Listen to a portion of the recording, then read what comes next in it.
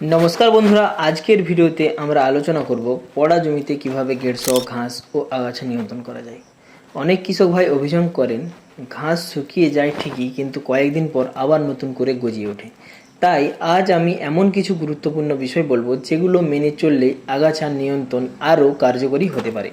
Video शेषे एकटी विशेष टिप्सও share करब, ताई भिडियोटी शेष पर्यन्त अवश्य देखुन। प्रथमेই बुझते होबे केन अनेक समय आगाछा पुरोपुरी नष्ट हय ना।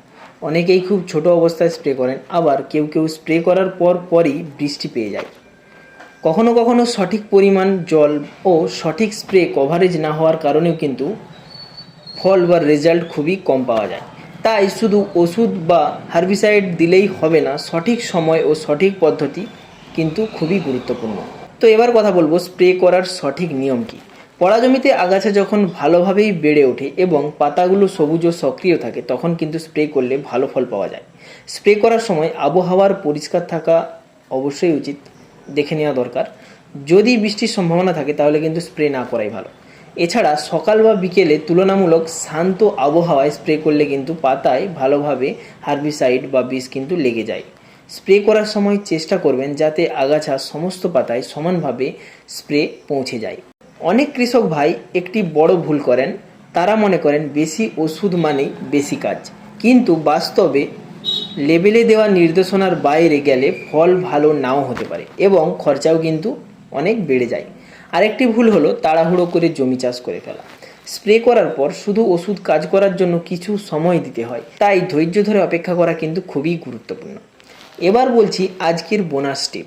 প্রিয় কৃষক, পড়া জমিতে সম্পূর্ণভাবে গেড়সহ গাছের বা ঘাসের বিনাশ করতে বা সম্পূর্ণরূপে আগাছা দমন করতে চাইলে শুধুমাত্র গ্লাইফোসেট 71% SG এটা কিন্তু শুধুমাত্র ব্যবহার করলে হবে না, তার সাথে আপনাদেরকে 500 গ্রাম ইউরিয়া যেটা দানা আকারে হয় সেটা কিন্তু আপনাদেরকে স্প্রে করার 10 মিনিট আগে জলে গুলে সেটাকে লিকুইড আকারে বানিয়ে নিতে হবে এবং ওই লিকুইড আর ওই 100 গ্রাম গ্লাইফোসেট ওটাকে কিন্তু দুটোকে ভালোভাবে মিশ্রণ করে যদি আপনারা পড়া জমিতে হালকা রসে প্রয়োগ করেন বা স্প্রে করেন তাহলে কিন্তু আপনারা দুর্দান্ত রেজাল্ট পাবেন। এবং আপনারা দেখতেই পাচ্ছেন ছবিতে দুটো পার্থক্য।